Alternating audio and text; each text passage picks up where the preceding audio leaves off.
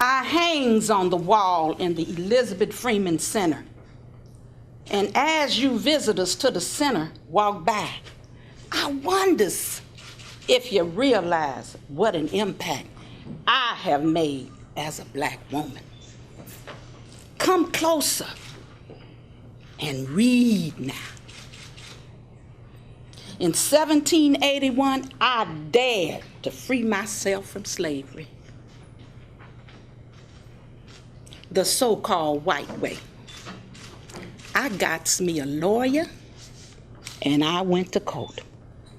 His name was Mr. Theodore Sedgwick. Now, some of us born as slaves, it's not clear where we were born and when. They say I was born in New York in 1742. I ain't clear about that, but I am clear about whose property I was. I was the property, and my sister, of a Mr. John Ailey and his wife. One day, Master's wife got angry at my sister, and she went to running after her. I stepped in, and I raised my arm to keep my sister from getting hurt. And I was burned badly. I was so angered. I left, and I runs, and I runs, and I runs. Because I had heard about that Mr. Sedgwick, the lawyer. And I went to him, and I pleaded. I pleaded with him. Please take my case. He was an abolitionist, sympathetic to the slavery cause. We went to court.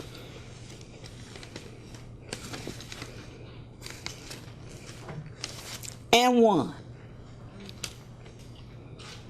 The review, the Massachusetts Judicial Review, wrote the ruling. I members the words that it says. I members the words that it says. The ruling stated, guaranteeing all men are free, equal, have certain essential, unbending rights,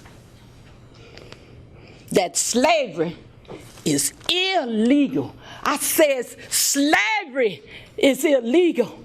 I's free. I's free.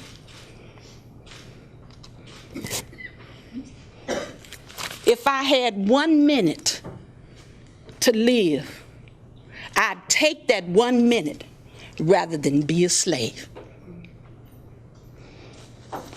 My name was Bet. My master's children call me Munbat.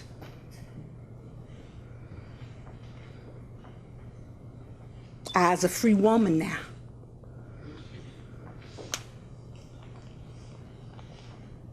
No more slavery.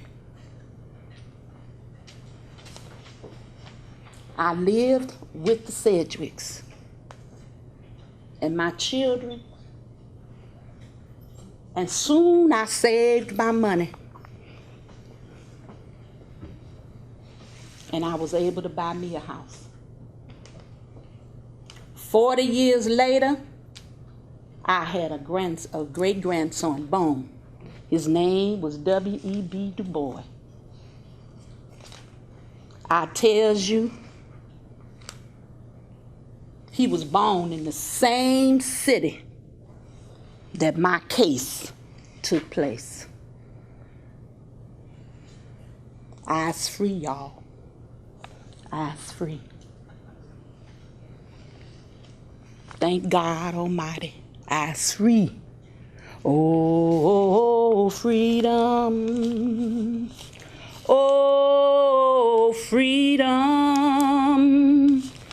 Before I be a slave, I'll be buried in my grave and go home and go home to my Lord and be free.